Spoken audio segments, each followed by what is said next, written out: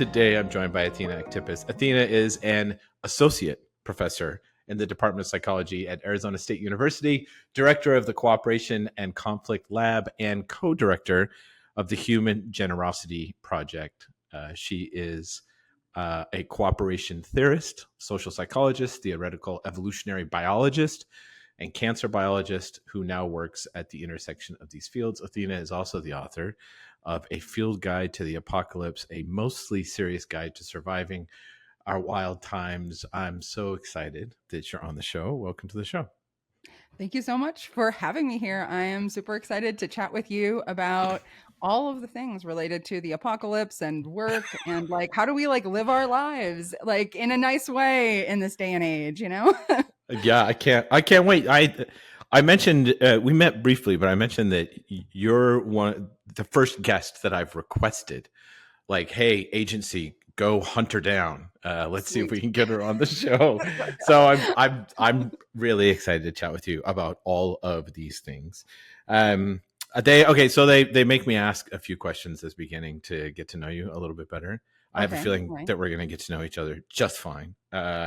But to start things off, what are the 5 most opened apps on your phone right now? Oh my gosh. Well, messages and WhatsApp for sure. Cause like I'm always, you know, I do probably a unhealthy amount of like work stuff on WhatsApp, but it's only like fun work stuff. So like WhatsApp, and do I have to admit Instagram? Oh yeah, you admitted it's open now. Everybody knows. Yeah, they got to the bottom of your brainstem. They know what you're up to. I got it. They do. Yeah, I'm hijacked. Yeah. Totally. Yeah, it's just like the algorithm has like, you know, like figured out my reinforcement systems in my brain, like it has for all of us. So yeah. And then my email app, which is Superhuman, which I'm not gonna like pitch them, but I do like. It's a pretty good email app, even though it costs money. Oh so wow! I like them. What is the email app? It's just like a much like easier way of like getting rid of, like you can like swipe to like get rid of emails and like swipe to like star them. So if you have like so much email, it's just like it's like a dating app except for email. I was gonna say the same thing. I'm like, you're like, oh, it's got swiping. I got that down. Piece of cake. Swipe. So when you say use WhatsApp a lot, is that like a little bit of a drop on, well, I'm really international and I like to travel other places and all my friends live in other countries? Or do you use WhatsApp for work? I mean, I end up starting conversations with people about things that like don't necessarily start as like work things, but then we'll sort of like encroach on the like cloud of things that are considered work. So like basically just end up having like all of these things in WhatsApp that like started as fun conversations. Some of them are, yes, like international. Like I have a friend who's a physicist in Stockholm who's actually Brazilian, and like we met at a like music show in Stockholm, and then we went to a club and talked about like quantum physics in the courtyard for like an hour. So we chat on WhatsApp a bunch about like the nature of reality and like that because I'm a nerd. Okay, you're super cool. We get it. Physicist in Stockholm, underground Russian karaoke club. And we solved the world's problems. What? You know, figuring out like the nature of space-time, right? I mean, who doesn't enjoy that like in a club? I love that. What's an insult that you've received that you're proud of?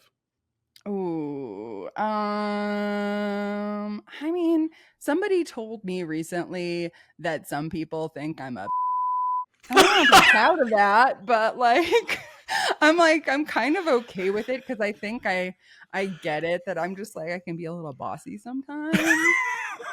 So, but I don't know. I'm nice. I think I can be a little extra, a little much. You know, if you're not ashamed of that. You know, and you just might be like, "What is up with her?" You know. Fantastic. What? All right, here's a good one since we're talking about. Well, we're gonna end up talking about zombies. What's like a like an X-Files ish mystery that you wish it, like if you could know the answer to any of them, what would it be? Mm.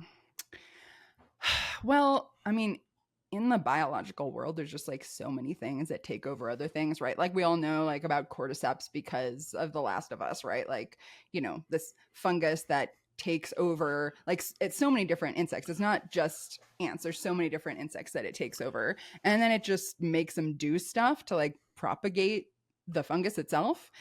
And a lot of people are like, oh, like we're humans, like that kind of stuff doesn't happen to us. But like there are a bunch of things that do take over our brains, like rabies, for example, is basically a zombie virus, and like Toxoplasma gondii, which some people probably know about because it takes over rodent brains and then makes them like get for cat urine. You know about this? Yeah, totally. Then they're just like, come here. Like they just want to like be with the cat and they like cuddle up to it and then they get eaten.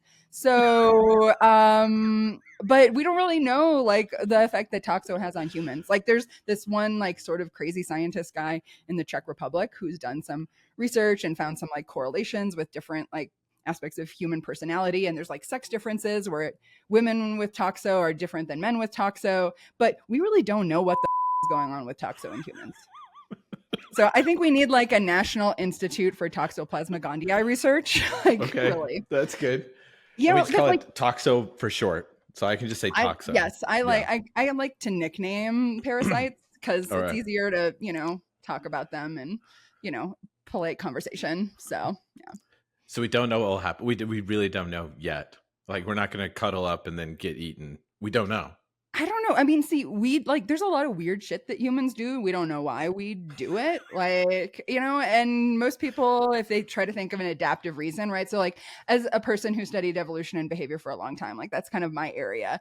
There's always like, okay, let's see if we can come up with a hypothesis for why somebody is doing what they do based on what would make evolutionary sense for them, right? Mm-hmm. And a lot of times that's a good approach. But if you're being hijacked by something that is like not you, then you can't be thinking like, well, why is this person doing this thing for evolutionary reasons having to do with their own evolutionary fitness? You have to think like, well, how might they be hijacked by another entity that is taking them over to make them a vehicle for just like their own bidding, right? So yeah, that's how my mind works. Their own bidding. Yes. Actually, that probably makes me feel better about myself day in and day out. It's not me. Yeah. Actually, I'm being hijacked. Something's taking like yeah, it's taking me over. I'm totally. so sorry. It's it's this parasite.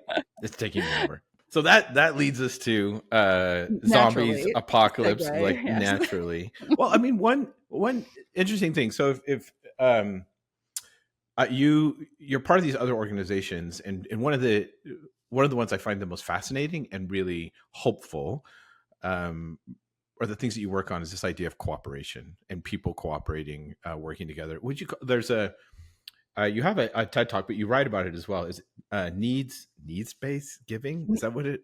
Need-based transfers, Need or you based could say transfer. need-based helping, or yeah. The basic idea is like across societies around the world. So we've, looked with the Human Generosity Project at how people help each other in times of need and found that this is sort of very, very simple set of two rules are really pervasive. So one is you only ask for help if you're genuinely in need. And the other is if you're asked for help and you're able to help, then you help without expecting anything in return. Yeah. Simple, right? I mean, it's so simple that like when I started talking with my colleague Lee Kronk about this, like which was, more than, I don't even want to say how long ago. It was a long time ago, a very long time ago. He was like, I see this with the Maasai in East Africa because Yeah. he had Yeah. been studying them as an anthropologist for a long time. And he's like, I think it would make a really interesting model to, look at like, how does it enhance the, resilience of the individuals and the communities that they're in, if we just made a computer model of it. And I was like, yeah, okay. I mean, it seems like simple and like basic, and like I did not think it was going to spawn a like 12 to 14 field site project and $2 million grant. It totally took off because it turned out that these like really simple rules were actually extremely powerful for helping Yeah. to manage risk at many different levels.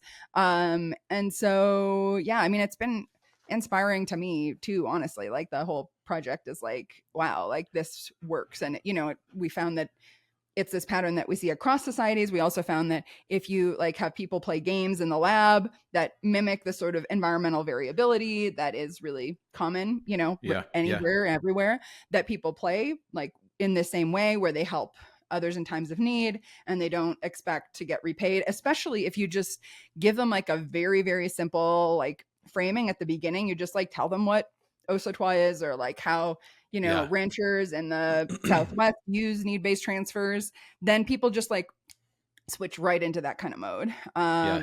And yeah, so it's yeah, I mean, if you told me however many years ago, like that this was going to spawn this whole thing, I would be like, it's just pretty basic. But turns Yeah. out that like if you're missing basic things, which like the world of like cooperation science was kind of missing some basic things, then once you put those basic things in, it like makes a lot of things make sense and pulls a lot of things together that otherwise like were not really like fully developed. So yeah, so that's what I do. Like I'm like, here's a really simple thing that nobody's been paying attention to that's actually really important, and then I like do some studies, and it's like, okay, see, like now a lot of things make sense that you didn't said make sense before. you said Osatwa. You talk about what was the meaning behind that again, or what does that word mean? And that's unique to the specific tribe you're talking about, the Yeah, Maasai, so right? that's the Maasai of East Africa. They have this cultural norm, you could say, called Osotwa, and it's essentially just like the name for their need-based transfer system, but it also means umbilical cord in the Ma language. That's cool. And when they translated Testament, like when they were doing the biblical translation, they translated it as Osotwa. So it has a sort of sacred connotation. And it means some other things too. It means like making peace. Like if you have like a beef with somebody, and then you go and you work it out, then like you don't just like get to a place where you're like neutral together. You get to a Wow. place where you're Osotwa partners. Yeah. So yeah, so there's a lot of really cool stuff kind of just embedded in the concept of Osotwa. And Yeah. like imagine if we were like with our society, like you got a beef with someone, okay, well it's not just like fine to like mediate and not want to kill each other anymore. You actually have to like care about each other genuinely, like on the other side of it. Yeah. That would be pretty amazing if we could do Yeah. that. Well, and so much of this is rooted like that concept, and then needs based transfer. That's how they survive. Like you don't survive unless this is part of like who you are, part of the Yeah. society, part of everything. And Hmm. that well, a couple of questions. Actually, another question. I'm sorry. Now I'm going left field. Wait, are the Maasai the that tribe that it can leap, Yeah, like just standing like still and like leap really jump like high? straight up in the air. It's Yeah, awesome. Yeah. it's totally. There's something Yeah. poetic about that. Something about Yeah. flying or leaping, or I don't know, that goes with it. But this survival, does that go contrary to some of the stuff that we believe? I guess in Western society, capitalism, things like that, of survival of the fittest, or does it just redefine the way we think about survival of the fittest? Because so many people are like, no, no, no, like you win, or they think that, like the Yeah. meritocracy, and like I'm really rich, so I must be really smart. I must be winning. Like, I have so many things to say right now. So, but I have to start with like, okay, the whole idea of survival of the fittest, like what that means and what that originally meant before it kind of got like hijacked, is survival of the individuals that are the best fit with their environment. mm-hmm.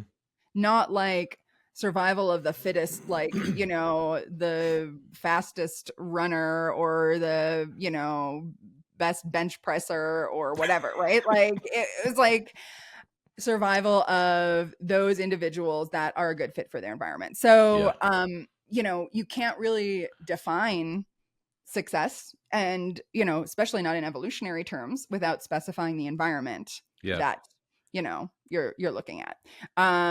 So that is the number one thing. I just had to start with that. And then then if we get to like, well, what, how does this sort of fit with like the idea of, like, do you need to be selfish in order to survive, or does being selfish actually lead to the best outcome for everyone, right? The whole idea of the invisible hand Yeah, is, yeah. that like a market environment is so amazing because you just let everybody be self-interested, and then the common good comes out of it. And so the moral thing to do is to be self-interested, because then the best thing for everyone will happen as a result.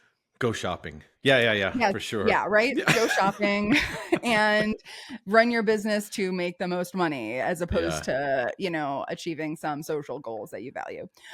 So yeah, I think that, well, so economics and like market economics is like really good at kind of like being internally consistent, but Yeah. like you have to make a lot of assumptions, right, in order to do that. And if some of the assumptions don't really hold up, like you don't always maximize like the good for everyone by being selfish, right? Like that's Yeah. just not the case. Like, I mean, with the way that supply and demand works and like all of that, there are some really cool things that do come from having a market. Like you Yeah. can, like information, like basically the way I see it is like when you have a market, goods and services and money, as they flow, you are also transferring information. So Yeah. it's like the transactions are carrying information that allow it to be, more efficient, and Hmm. allow,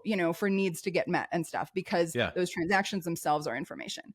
And in something like a need-based transfer system, you know, there are there's also information that's being transferred in the transactions, but it it it's to sort of a different effect, right? So like, if I am in need and I ask you for help, like you're also you're like learning about the world through the fact that like I'm in need. And then you could be like, oh, okay, like, yeah, I can help Athena because we have a Osotwa relationship. But Yeah. also in the back of your mind, you're like, okay, if things really suck for her right now, like maybe I need to be more cautious or change things, right? So like it's almost like a information flow that's more oriented on like you're gathering information that is about your sort of extended world Right. and risk.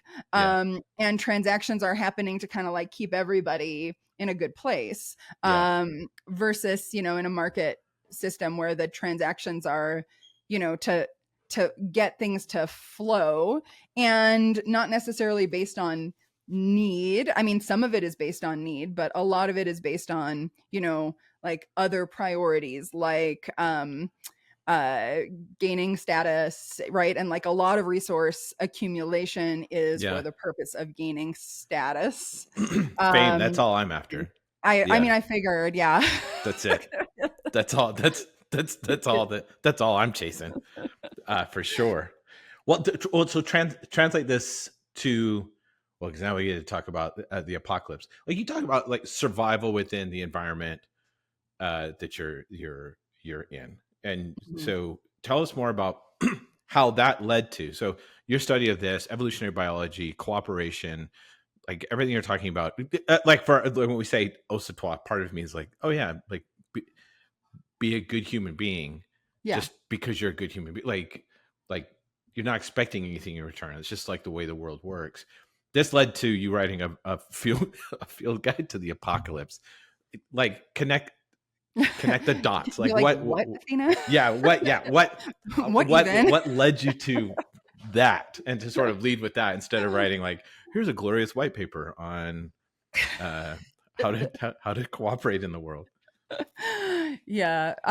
Well, a couple of things. So one is I just love like talking about zombies and the apocalypse. Like like to me it's super fun. So gosh, like 6 years ago or so, I started just trying to get my colleagues to like talk about things without jargon using Oh yeah. zombies and the apocalypse. And, I started this podcast and this meeting called the Zombie Apocalypse Medicine Meeting, where I was like, all right, hey, like, how would we survive the apocalypse? Let's like talk about that. And like, yeah, bring your research, but frame it in terms of the zombie apocalypse. And not only was it like really fun, but it was also just this like place where we could like bridge disciplines in a way that like we just it's just like hard to do that in general, but it Yeah. was like this playful space that Yeah. made it possible. And also people stopped using their own jargon because I was like, talk about zombies and the apocalypse, so then they just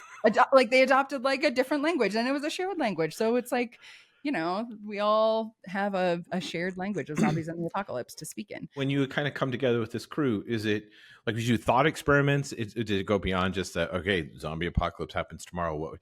Because I think most people, without getting into a room and really talking about it, like what would you Yeah. do, what would happen, like the immediate, I don't know, you think about well, the zombie movies, or like get your guns, like get your food supply, like something that's a little bit more me against the world or my family against the world or something like that that comes together. But I think that's I guess I'm wondering, what did that look like when you pull together these really smart people? You just like ask a general question and then start talking about the way this works. Yeah, so I basically was like kind of like at the beginning, especially like very much like curating, like, okay, these are the people to like bring in, especially with the first meeting. Yeah, So yeah. talks like, for example, about how like, do you know about microchimerism, like how there's all these like cells? No, what is it? Yeah, tell me. Okay, so like you have cells from your mom like in you right now that Wait, got what? into you when you Oh were in her man. womb, and then your cells are in her, like in her brain. Like Yeah. now? Like Now. now, yeah. I mean, when you were born, like her immune system cleared a lot of that out, but like, Yeah. yeah. So, and we don't really know much about what is going on, but those cells are like expressing genes, Yeah. which means they're doing things. Like, so, you can definitely think about that in terms of like zombies or mombies, right? Like how are your cells taking your mom over and what might be going on? So like so that's like one of the, so I guess I didn't mention I have like all of these like No, crazy Mombi's side perfect. projects. Yeah, great. This is one of those crazy side projects about microchimerism. And like we kind of like looked at, across all these different diseases, like is microchimerism associated with them or not with them. And so like one of my colleagues gave a talk about that, so that was one. And Yeah. then had like another talk by Marco del Guidice, which like he has the most crazy amazing idea that I love. And he published this like paper in this like great journal like about this theory, which is basically that the neurotransmitters in our brain, they're basically like poison. And it's like, well, why would you make a brain out of poison? Yeah. Well, probably, and this is his hypothesis, which I think is probably right, that when brains were evolving, like that's like a place that's like super vulnerable to being hijacked, right? Because that's like the control center for everything. Hmm. So any microbe or parasite that could get in there and control your decision making Yeah. is gonna do really well. And so his idea is like even just the basis of how like the signaling happens in the brain is made of all of these like antimicrobial compounds so that they don't get hijacked. So we don't get hijacked by microbes. Yeah, to poison any of the microbes that come in. Yeah, and also if they wanted to actually like produce, which they still do, like analogs, or the actual neurotransmitters, they would have to make things that are poisonous to themselves. So it's like that, basically evolution selected for the things that like microbes can't make without poisoning themselves. This is all like really like Wattsian, like Alan Watts type for me. Like this idea of this interconnectedness, like we are the world. Like like it's not, oh, I'm a separate being, I kind of come in, but like we are the world. We are the world. Should I go get my ukulele so we can just start yeah, singing? You we are wanna the children. We are the ones that make a brighter day. So let's start giving. No, like that is uh, kinda what we're talking about, so well, I mean this like this connectedness. And that was so when I first heard about your book, that was there was the initial like, oh, this is going to be about like, I don't know, hoarding Jello or something because he's a field guide to the apocalypse. All right. Jello. But then almost immediately, you start talking about this sort of connectedness, this cooperation. I mean, you also talk Mhm. about tenacity or the way to see things, or Mhm. yeah, it's the apocalypse. Like you don't need to like put your head down and say no, like nothing's wrong, everything's great. But Yeah. you address those, especially at the beginning of the book. Was this something that well, you talk about being younger and thinking about the world this way, but do you do you see, I guess, is it like one big apocalypse that we're sort of confronting? Is it lots of mini apocalypses that we're confronting? Like, and It's like and a are you a generally multiverse. happy person even though Yeah. the world's Yeah. ending? Yeah. Yeah. Yeah, I like to think of it as, that there are many zombie apocalypses happening at the same time, right? Yeah. And like some of it is a little bit more like literal, like, things going on with climate change, or you have, extreme, issues with like fires, which like that's related to climate change, or you have earthquakes, right? I mean, you have war, right? There's so many things that Yeah. actually are truly apocalyptic right now. And then there's other things where kind of being a little bit playful about saying, oh, like, how about the, AI zombie apocalypse, your smartphone like, I mean, yeah, I mean, some people are like, yeah, that is actually an apocalypse that is happening Yeah. right now. And for other people, it's like, you know, they're not worried about it, or they're, maybe not sure whether they need to be worried about it. But there's a lot going on. And I think honestly just taking both like realistic approach and saying yes, there's a lot of that's up right now, Yeah. but then also being willing to be playful and explore sort of with other people, like, oh, like how would you survive if the zombies came tomorrow? Who would you want on your zombie apocalypse team? Like, how would you hunker down and make it like fun, Yeah. and like getting out of this mindset of like, oh, everybody's going to turn against each other when hits Yeah. the fan, because that's not what we see, and going back to the Human Generosity Project, like what we see across human societies is that when fan, people come in and help each other. And that's also the case, in Western societies when there's like big disasters. There's just this outpouring of support that happens, especially in the first week or two, where people are helping each other, helping people they know, people they don't know, people who, even believe it or not, people who are in different political parties from them. They will help each other. Can you imagine? So yeah, so I'm hopeful actually, because like what we see is that people in general are helpful. Now that doesn't mean that certain people can up for everyone else. Like, Sure. yeah, right? Like if somebody is a big, asshole, like, and get, they're trying to exploit a system, or Yeah. steal from people, or be aggressive, whatever, like that can not be good. But just Yeah. because, one in 100 or one in 1,000 or one in 10,000 people is like that, that doesn't mean that everybody should just completely shut down and not be willing to cooperate. It's like you have to approach it with like, a sort of cautious trust, but you do have to just jump in and like, embrace the like, the situation and the fact that like everybody needs help, and that more often than not, like people are going to be willing and able to help without expecting anything for it. Yeah. Where did the I mean, what do you this is probably purely anecdotal at this point. We're like, hey, this is based off of, but maybe you've got this in your research.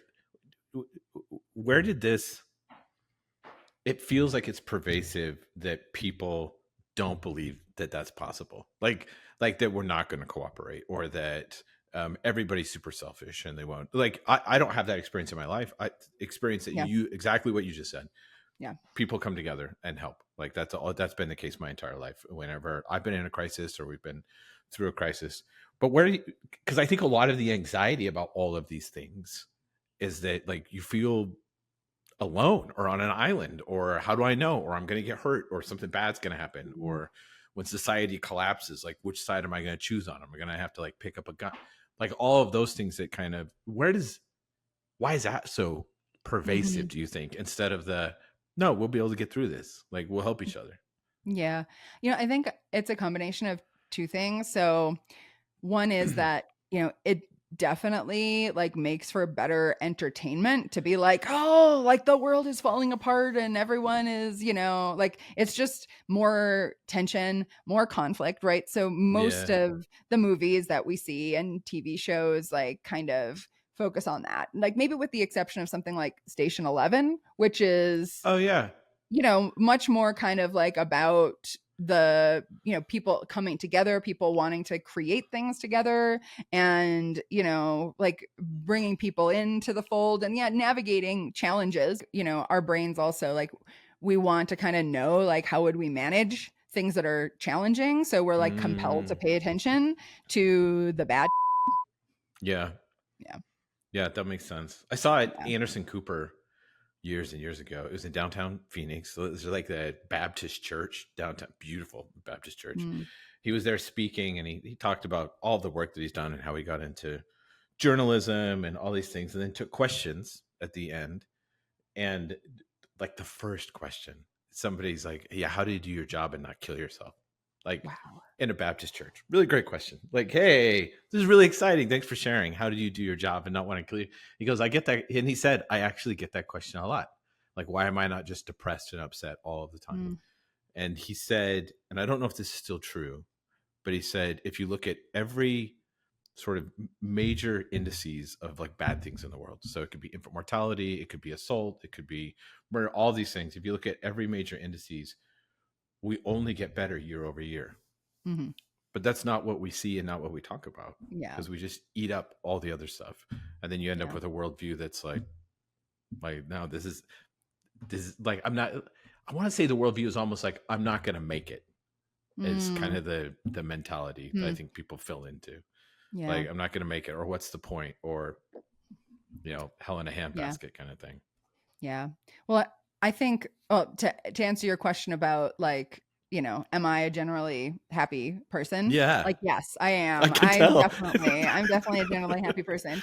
But like, I think like a lot of that is because, there's something that's like very freeing about just sort of like accepting that like things are kind of up, and Yeah, then being yeah, yeah, like, but like that doesn't mean that things are hopeless or that there's nothing we can do or whatever. It's yeah, like, well, it means that we kind of just need to figure out how to do things differently, how to work together to solve problems that we can solve. And there's a lot all that like we can do individually and like in our communities, to like make us all more resilient, like the need-based transfer stuff. It's like, if you yeah, just are like purposeful about, oh yeah, actually I want to like consciously build a osotois like network, and like talk to my friends about what that is, and because like everybody recognizes that, and it's like, oh yeah, actually we already have that. Like I know that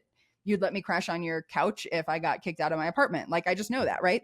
yeah, So there, and for us as humans, there are a lot of things that we do to manage risk that have to do with our social relationships. yeah, And like, I guess I see like the fundamental things that we as humans do to manage risk as like as very accessible to us, like building social relationships, sharing information, like moving around in space and exploring, understanding our world. Like those are hmm, all things that, most people like can do in their lives or can do a little more of than they are doing. And I think that like that is just a very, like for me, a very positive, inspiring thing. And when I get like, sometimes I'll have those moments of just like, oh, like yeah, like the problems are really really big, like how yeah, do we deal with how big the problems are. And then I just like remind myself that like so much of the problems and also like the solutions to problems,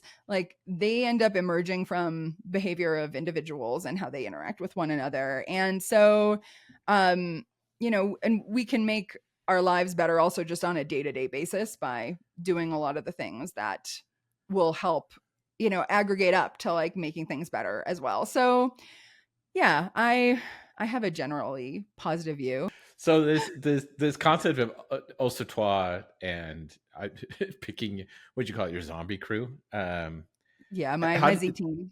your Z team? How does this Yeah. translate? Or I mean, I assume that it does. But have you talked to people about how this translate into work and outside of just your immediate community? So it's not Yeah. necessarily people you work with professionally that you make money with. I mean, you work with them, but it's different. Mhm. Like, have you talked to organizations? Have you talked to places about um, like what this can do for an organization, a nonprofit, if you have more of that type of cooperation? Like, you can approach sort of the, I don't know, the going out of business apocalypse a little bit better. Going out of business apocalypse. Yeah, No. so I've started thinking about this a little bit actually. So when my book came out, I did a show at this amazing, I mean, Changing Hands bookstore in Phoenix Oh area. yeah, fantastic. Yeah, I Yeah. love changing Yeah. hands. Yeah, So they hosted the Apocalypse Roadshow there, which was also like my book launch. So we, did yeah, that there. So I was chatting with the folks who like run the bookstore just about things related to the apocalypse, and they're like, yeah, what would be really sweet is like a poster that's like how to apocalypse proof your bookstore. And so I like put that together, and so now we actually have this poster that's like, like independent bookstores all over the country, how to apocalypse proof your bookstore. And like part of that was really like, like if you get to know the people who you work with and like what their skills actually would be, like let's say a major disaster happened while we were all like in the workplace together, like what skills would you bring to the table, how would you approach it, like having that conversation, that can be, like especially if you're like zombie apocalypse, like if the zombie apocalypse happened while we were at work, like what would what you do we do? do? Yeah, Yeah, like that can be a fun way to get to know people better, get to know aspects of them that you might not have realized. And then if there is a real disaster, like the power goes out, or there's a hurricane, or like something where you actually do have to then, like that's your team for getting yeah, through whatever bad shit happens.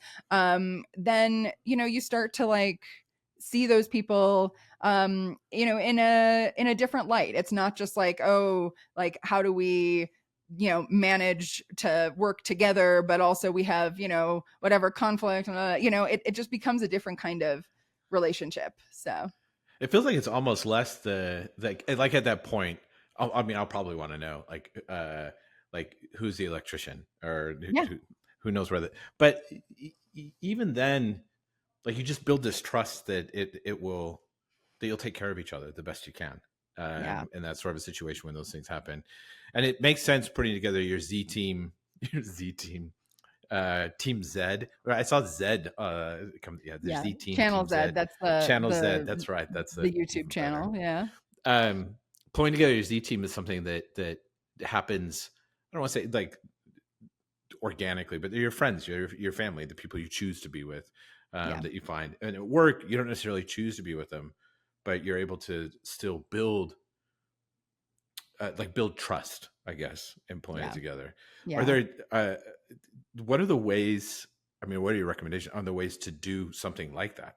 Like, you want to build your Z, or you want to feel like, yeah, we've got each other's back. Yeah. Pulling the scene. How do you create trust in that kind of situation where you're sort of like forced to be together? Yeah. Well, I'm a big fan of like not doing like corporate office retreat kind of things. Like I think Hallelujah. like Yeah. those just like backfire majorly. People are just like, I do not want to be here, like No. so I think like definitely not that. Yeah. What I do a lot of this like in my one of my roles at ASU is I'm assistant director of research at the Global Futures Lab, which means I'm basically like part of my responsibility is to get scientists to talk and find ways to collaborate with each other Yeah. across disciplines. So I Oh do a wow. lot of like semi-structured events where people generate a lot of ideas and then basically share subsets of ideas, and like we sort of are able to find it's like like a space to uncover a lot of things that might not have already been at the surface, people might not have been talking about, and then find connections. Yeah. And so I'm a big fan of semi-structured kinds of things. So you set up things like, prompts. You get people to generate a lot of ideas. You have some mechanisms for people to connect, and then you allow people to just genuinely interact with each other because they want to have a conversation about XYZ, as Yeah. opposed to trying to manufacture anything. And I think that oftentimes in more corporate settings, like, it's easy to forget how important feelings of autonomy are Yeah. for building anything lasting, right? You can make somebody do something in the short term because you're like, this is part of your job, you won't get paid if you don't do this, like, etc. But Sure. if you want to create trust, create a bond, create like a foundation for long-term or even medium-term future, Yeah. productivity and innovation and all of that, people have to feel, I think, individually empowered and autonomous in how they're associating with the people who they are working with. Yeah. Yeah. We end up feeling valued just because you breathe, like in those types of situations where you're like, Yes. yeah, like there's Yeah. no. It reminds me of a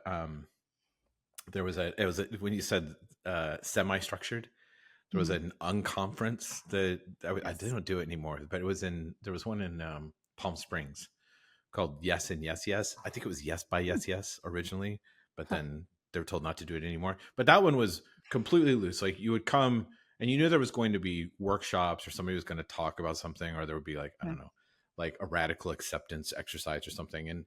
And but it was every morning there were like stick-it notes to say what's going on. And it was based Yeah. off of all the conversations that happened during the day. Yeah. Um, and that crew of people, like you go just to one and you end up close to all these and Yeah. diverse thoughts, diverse people, diverse everything, but you feel like you're part of a tribe, like Yeah. the Osotwa exists. Yeah, Yeah, that's interesting. exactly. Yeah. Yeah, So I think we need to do more of that, especially because, you know, if we kind of turn back now to these issues of like what's going on in the world, right? The world yeah, is very, very different in terms of the underlying structure of risk, like the risk landscape that we're facing. yeah, And a lot of the, entities, institutions that we've built um, are trying to figure out how do they adapt to this different risk landscape. And the way I see it, one of the main functions of institutions is actually managing risk, yeah, for individuals. And so I think like we're at this sort of like point where things that we've built that like have kind of, like grown to maintain themselves in a certain configuration, mm-hmm. like there's an awareness that they actually need to change and adapt. Yeah, And I think that's really hard to do. And it's very hard for institutions, especially larger ones, to let go of some control in order to allow some of those organic processes of change to happen. And so yeah, things like these semi-structured events, that's that it's sort of like you can say, okay, for these 2 days or whatever, we'll play a little bit, we'll sure, explore, yeah, we'll say, well, what if we did it like this or like that, or what if we make this thing or that thing, yeah, without having to make a commitment to a big change. But I think you have to create space for people to have their shared imagination on a yeah, different way for things yeah, to be, and then to be like, oh yeah, actually we all like this better than that, versus like mm-hmm. we're going to change what we have but we don't know the direction that we're going, and then a lot of people are just like digging in their heels and not wanting to change, or the Yeah, institution like literally can't because of how it's structured legally and economically. yeah, yeah. Well, literal cooperation. Yeah, I mean, I say the word literal like it's a big deal. That's me making the word bold when you said it, there like you go. Yeah. bold, strong face, cooperation. Hmm. Yeah. Yeah, which makes sense. And yet, Yeah. like you write a book about, well, what if these institutions fail or they're not able to adapt? Like you could still be happy facing the apocalypse, facing these things falling apart, facing. So what else? We talked about cooperation. We talked about sort of like being a good human being, and the sort of needs based system of like exchanging ideas, goods, help, everything else. Mm-hmm. What else? What else can people take away from your book, or they'll find in your book that will help them? I guess it's just like it helped them with the anxiety of the way that Yeah. they see the world right now. Yeah. Well, I'm a big fan of like really embracing curiosity. So I have this acronym, CHESS. So curiosity, humor, entertainment, storytelling, socializing. Okay. And I think those things are like way more important than like how many guns you have or how Yeah. many piles of, bags of rice and beans. So if you are like fundamentally curious about your world and you can like go out there and learn about it, like including the bad stuff, and just be like, oh wow, like, like have a sense of adventure about the world. I think that's super important. A sense of humor is so essential because like, you know, if you just look at things and you're just like, oh, it's like so bad, like you're gonna, Just I be mean, at some miserable all point the you're time. I gonna, know. yeah. So, like, I mean, you have to be a little careful sometimes with dark humor because you don't want to be like insensitive. It really is like a safety valve that we have for like, being able to like be present at the same time with how bad things are without it like fucking us over, Yeah. mentally and emotionally. So I think that like humor is super important. Entertainment, so and storytelling, those kind of go together, right? Like Yeah. telling stories, telling shared stories, getting shared attention on both like, okay, here's how things are, but here's like also a potential future that we might want together, right? And like stories are a great way Yeah. of doing Yeah. that. Yeah. And Yeah. Yeah. Primary way socializing. almost. Yeah. Yeah. Yeah. Yeah. Well, We and talked about the socializing already. socializing, that's it's interesting you bring up the socializing bit, because that that probably gives me anxiety. Not me socializing. That doesn't give me You're like, anxiety. Totally cool with that. But like the anxiety around, ever since I read, it was I think it came out even in the 90s, and it was more about Gen X at the time, and it was the Bowling Alone book. yeah. Yeah.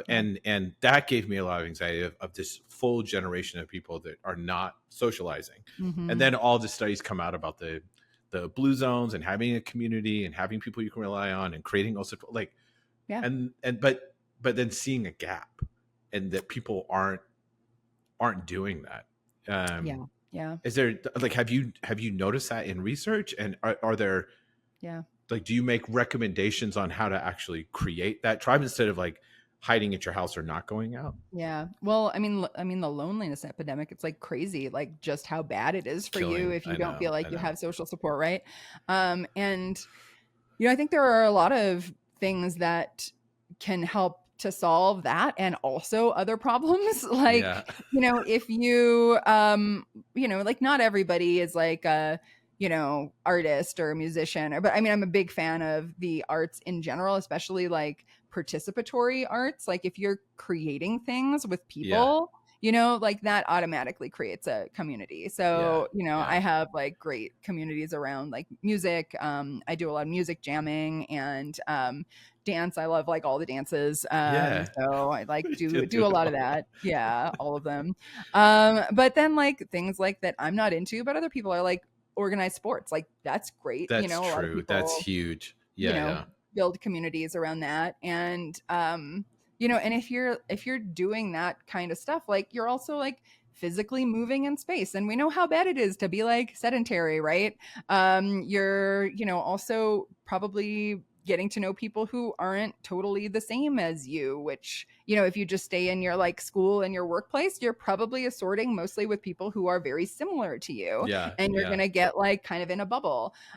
So I don't know. It's kind of, honestly, it's kind of basic, like how to solve some of these problems. It's Yeah.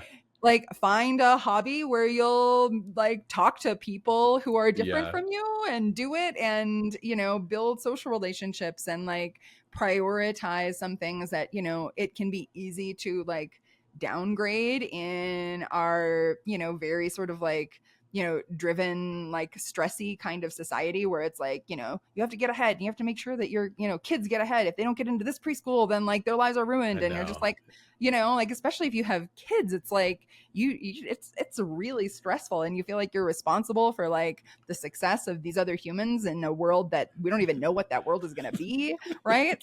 But I don't know. And it's just like, okay, well, why don't we just like, play some music tonight and Yeah, invite the yeah, neighbors over. yeah, yeah, yeah. And it was scary the first time. Like we had we just wrapped it up. We had a nonprofit in Phoenix called Grounded 32. The mission of Grounded 32 was to eradicate loneliness, and all that it was community, like free community workshops. We got volunteers. Like I taught creative writing and storytelling, and we did a Amazing. storytelling event like once a month. And the people that would come, you could see them the first time, like. Is this a church? Is this a multi-level marketing? What are you going to ask of me? I'm really nervous. Like, and you're like, no, it's just, but after like 2 times, like they've got a community that like they'll take over the classes. They'll be ready to do, but that first time of going into either that space or sports or kickball or jamming or wait, so is your jamming like drum circle jamming, or do you like pick up a bass guitar and jam? No, we play like songs. Like That's awesome. I've got in my living room right now, I have a stand-up bass, cello, a guitar, a ukulele, and a baglama, and a upright electric piano. So those are just the instruments just in that room that I have right now. And there's others like over there and like, yeah. So you're like an Andrew Bird jam. Yeah, you've got squirrel nut zippers happening in Flagstaff. That's awesome. All right, where can people find you? Where can they find the book? Anything else that you recommend we do to, I don't know, lurk online and see what you're up to? Ooh, well, the book, A Field Guide to the Apocalypse, a mostly serious guide to our wild times, is available online at major booksellers, including, like the really big ones where you could go and get all of the books.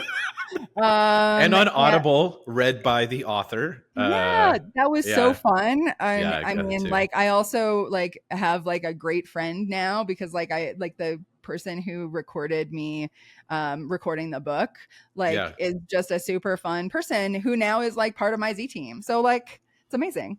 Well, then your other organizations you're a part of, is there any way for us to either contribute or support or be a part of? Yes. So I have a podcast called Zombified. And so definitely check that out. I've got all the like, you know, covers from various episodes. So if you're interested in like things taking over brains, definitely check out the podcast. The Apocalypse Roadshow is like my alternative book So tour. So cool. that is Yeah. happening now. We're traveling Route 66 in reverse. We're starting at the end and going to the beginning, which also is like my book. I start at the end with the apocalypse and then end at like this is the beginning of something new. So so that's happening. And then also we're going to Australia for the Apocalypse Roadshow. So definitely come and see us or spread the word. If you know anybody in those places, tell them to come to our shows. And then we're doing all sorts of crazy stuff all the time with Zombified Media, which is my educational nonprofit that, we do the podcast. We have the Zombie Apocalypse Medicine meeting coming up in October in Eureka Springs, Missouri. So that's going to be, like crazy. And we're actually doing it with a horror film festival and a zombie crawl. It's going to be like, yeah, I know exactly. You're like, what? Like Athena, like what are you, what are That's you even perfect. talking about? Yeah. No, it's So perfect. Yeah. those are some of the things you could check out. And then I just have like my website, athenaactipis.org, where like if you're interested in learning more about my research and projects and the like nerdier side of me, I try to keep that reasonably up to date. I have another book about cancer and Yeah. how cancer is like a problem of cheating and multicellular cooperation. That's called The Cheating Cell. So if you're interested in that, that's also available at all major booksellers. So yeah. All over the place, and you're wonderful. This has been a pleasure to talk to you about all this stuff. I wish This we has just been had so much more and fun. more time. Yeah, Yeah, totally. I'll do my best to I don't know, track you down and try to send you cool things on social media on the Instagram. Yeah. Oh yeah, So that I am on the Instagram. So follow me on the Instagram and the Roadshow on the Instagram. Because my brain has been hijacked by the algorithm, if you reach out to me on there, I might be more responsive than through other means because I've been hijacked. So yeah. The So Instagram tag zombie. me, chat with me about the book on Instagram. I love that. So Perfect. yeah. All right. Yeah. Well, thanks for being on the show. Thank you so much for having me. This was so fun.